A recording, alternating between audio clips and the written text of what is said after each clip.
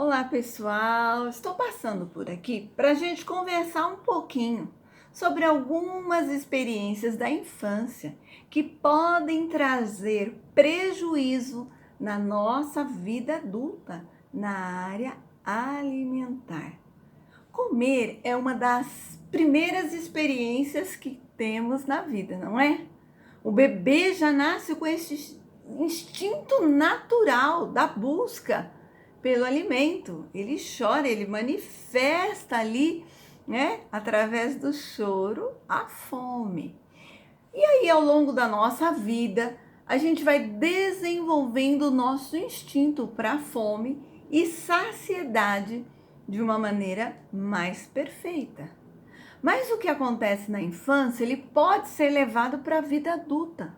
Porque ao longo da infância, nós vamos tendo algumas experiências, por exemplo, que talvez você faça com seus filhos ou até com os seus netos, que os nossos pais nos proporcionam. Vamos conhecendo outras formas de nos relacionar com a comida. É bem provável que quando você era criança, já teve consolo através do alimento. Quem nunca ganhou um docinho para parar de chorar? Ou já tomou uma água com açúcar para se acalmar e aliviar a dor de um machucado, não é? O fato é que através dessas experiências, nós vamos nos distanciando dos sinais de fome e de saciedade que o corpo vai nos mostrando. E vamos perdendo, a facilidade de identificar esses sinais. Muitas vezes os pais não percebem que o que está até atrás desse comportamento, uma criança que chora muito, que está irritada, é, por exemplo, sintomas de ansiedade. E por que a criança tem ansiedade? Ela tem medo, ela tem insegurança, não é? E se a gente é tratado assim na nossa infância, provavelmente a gente leve isso para a nossa vida adulta, tá? Os pais às vezes não conseguem entender por causa disso. Então ele tenta o quê? Compensar, aliviar a dor da criança através do alimento, tá? E então a gente precisa pensar outras formas, entender primeiro passo o que está acontecendo, porque se for algo emocional, a gente precisa saber o que está por trás disso.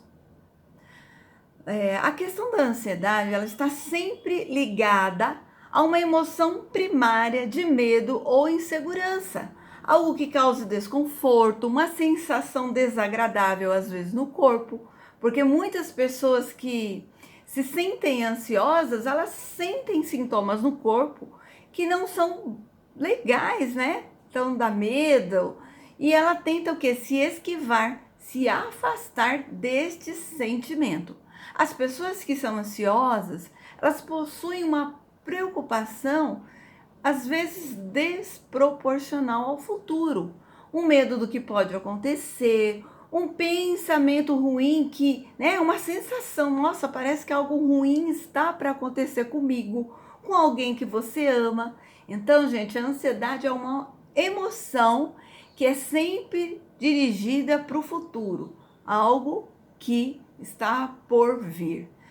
E aí, para a gente não ter que sentir essas emoções e sensações desagradáveis no corpo que a ansiedade traz, alguns comportamentos de esquiva acabam surgindo para que você consiga fugir inconscientemente dessas sensações.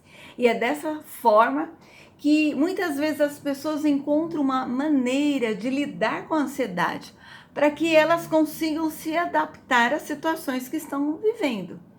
E aí o que acontece é quando as pessoas encontram na comida um acalento para essa sensação desagradável que a ansiedade traz.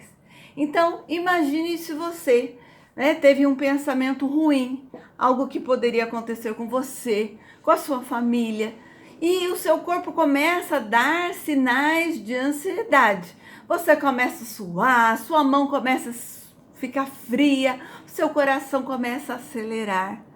e até pode dar um certo tremor nas mãos, nas pernas. Sem querer, de repente, né? Para fugir disso, você vai e come um chocolate. E aí você percebe que aquela sensação ruim que você estava sentindo, ela diminuiu, foi minimizada. Aí você fala, nossa, olha que legal, o chocolate me acalma. Vem aquela lembrança lá da infância, dos momentos difíceis, toma essa aguinha com açúcar que você vai se acalmar. E aí sabe o que acontece? Esse comportamento aos poucos ele começa a se repetir. Aí percebemos que essa estratégia funciona. Para quê? Diminuir as sensações desagradáveis que você sente quando pensa sobre algo ruim ou até alguma situação que você vai ter que enfrentar. Então, gente, vamos pensar juntos o que é que nós podemos fazer para mudar essa situação. É muito importante que nós saibamos a importância de olhar para a causa deste comportamento. E não só para o sintoma que você está sentindo. Porque se essa emoção ela não for trabalhada, né, você não vai dar conta de distinguir esse comportamento. Né? Foi na comida, foi no doce, que você encontrou um conforto, que você percebeu que minimizou a sensação ruim que você estava sentindo, tá? E muitas pessoas até desenvolvem a compulsão, porque fica um ciclo, né? Às vezes o problema é algo que você não pode resolver, e aí a gente precisa lidar com isso, porque nem tudo a gente vai conseguir resolver. E aí a gente vai aprender a dizer para nós mesmos, paciência, isso vai passar, vai dar certo, não é? Você vai estar tendo outras maneiras de encontrar alívio, ou vai resolver o problema, ou técnicas, por exemplo, de respiração, que vai ajudar você se acalmar, ou ainda aprender novas habilidades para enfrentar a ansiedade, porque talvez nesse momento, não é? Foi a única maneira que você encontrou para se acalmar. É importante, gente, que possamos aprender essas outras habilidades de lidar com a ansiedade. Que não seja só na comida o seu conforto, a sua maneira de se acalmar, de se tranquilizar.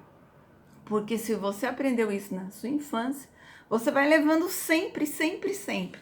E aí na vida adulta, o que você vai desenvolver? Problemas de saúde, hipertensão, diabetes, colesterol alto, obesidade, né? Pode desenvolver problemas cardiovasculares.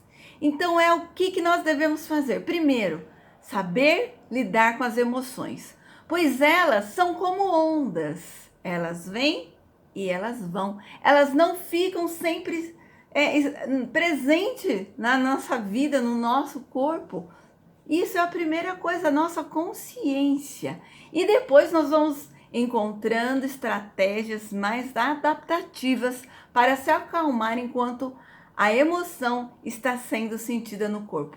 É muito importante se atentar à frequência que nós sentimos esses sintomas, a intensidade. Eu quero sempre estar comendo para esquecer os meus problemas. Eu preciso sempre de um doce para me acalmar. É todo dia. Em quantas vezes está acontecendo isso no meu dia? Por quê? A intensidade, ela está ligada, né, gente, aos prejuízos que a gente vai ter com esse comportamento. E aí, se você estiver numa frequência muito grande, talvez você vai precisar de um profissional especializado para te ajudar a desenvolver novas habilidades. De repente, fazer uma terapia, se você tem trauma, se você enfrentou situações muito difíceis na sua infância, na sua juventude.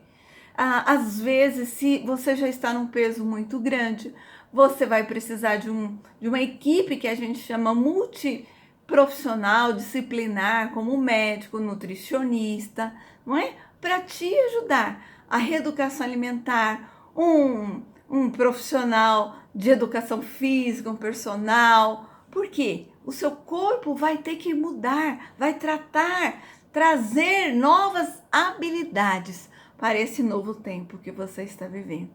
E aí, se isso fez sentido para você, escreva aqui para nós, né? E se você precisar, a gente está aí, nós temos o nosso grupo de mulheres, você pode estar entrando lá e deixar a sua dúvida, a sua pergunta, e nós estamos aqui para te ajudar. Até mais, nessa semana nós vamos estar falando um pouquinho mais sobre isso.